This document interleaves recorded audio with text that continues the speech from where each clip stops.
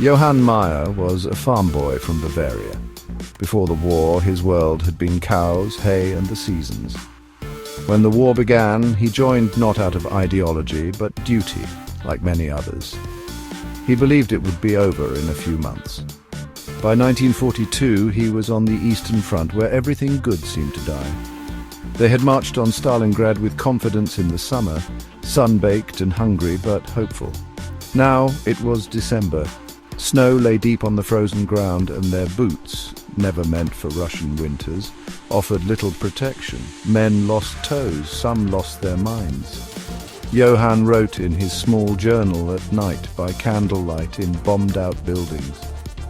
"We have stopped hoping for relief. The Russians press harder every day. Hans was shot yesterday, in the eye. We couldn't bury him, the ground's too hard, so we left him in a cellar with the others. I can still smell the smoke from the last fire we lit. We burned books, furniture, anything but food. There's none left." One morning, while digging a shallow trench, Johann found a locket buried in the snow. Inside was a picture of a Russian girl and a boy, probably a brother and sister. He stared at it for a long time. He didn't tell anyone. He just put it in his coat pocket. By January, their radio fell silent. Ammunition ran low. Food was a distant memory. He saw officers shoot themselves rather than be captured. Johann somehow kept going. He didn't believe in victory anymore. He believed in surviving until the next morning. When the Soviets finally overwhelmed their position, Johann was captured.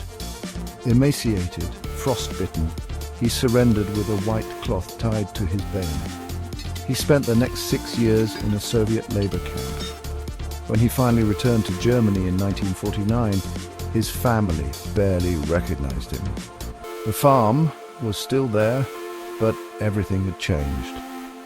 He never spoke much about the war again, but he kept that locket, the photo of the Russian children, on a shelf in his room until the day he died.